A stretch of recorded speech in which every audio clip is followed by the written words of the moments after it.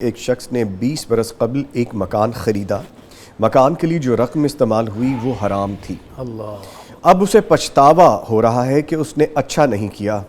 اب اس کا حل کیا ہے جبکہ مکان ابھی بھی اس کی ملکیت میں ہے؟ ہاں، یہ جو پچھتاوا ہوا ہے یہ ہے پلس پوائنٹ اس کا، جی، کہ اس کو توبہ کی فکر ہو رہی ہے۔ باقی یہ بھائی صاحب نے تفصیل ہمیں نہیں بتائی ہے کہ یہ حرام کس نوعیت کا تھا۔ حرام کی نوعیت سے جواب بدل جاتا ہے۔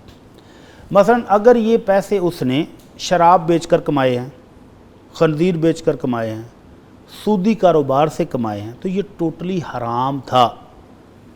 کمانا بھی حرام تھا، اس کو استعمال کرنا بھی حرام تھا۔ تو اب اس مال کو علماء کرام کہتے ہیں کہ جتنی جلدی ہو سکے وہ اس کو صدقہ خیرات کر کے اپنی ملکیت سے نکال دے۔ یہ جو مکان ہے اگر وہ مستغنی ہے تو اس کو بیچے اور بیچ کر اس کو صدقہ خیرات کر کے اپنی ملکیت سے نکال دیں۔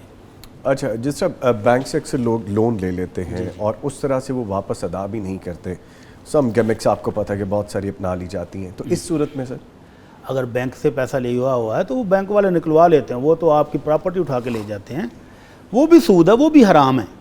میں ابھی وہ آپ کے سوال کی جواب کی تفصیل ذرا بیان کرنا چاہ رہا تھا کہ پہلی صورت ہے کہ آپ کی کمائی ٹوٹلی حرام چیزوں سے تھی، تو پھر علماء کرام کہتے ہیں کہ اس شخص کو یہ حرام کی کمائی کو جتنی جلدی ہو سکے، توبہ کرنا چاہ رہا ہے نا، تو اپنی ملکیت سے نکالے۔ یہ مکان اگر موجود ہے تو اس کو بیچ کر غریبوں میں بانٹ دے، صدقہ خیرات کر دے تاکہ اس کی جان چھوٹ جائے۔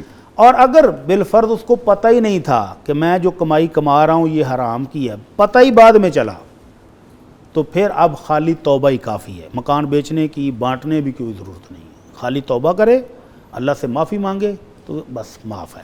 اللہ رب العزت نے قرآن مجید میں اجازت دی ہے، فمن جاءہ موعظۃ من ربہ فانتہی فلہ ما سلف وامرہ الی اللہ۔ جس بندے کو پتہ ہی نہ تھا کہ یہ حرام ہے یہ حلال ہے اور وہ کماتا رہا، اور بعد میں پتہ چل گیا، جیسے ہی پتہ چلا کہ تو وہ رک گیا، تو جو پچھلی کمائی ہے اللہ نے اس کو کھانے کی اجازت دے دی ہے۔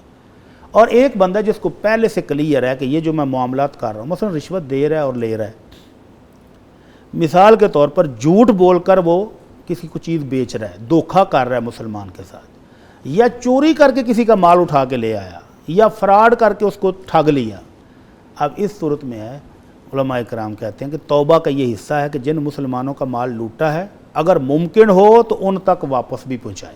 ٹھیک ہے، اگر وہ واپس دینے کی صلاحیت نہیں رکھتا، بندے نہیں پتہ کہاں کہاں ہوں گے، تو ان کی نیت سے کہ اللہ ان کو ثواب دے دے، صدقہ خیرات کر دے اتنے پیسوں کا۔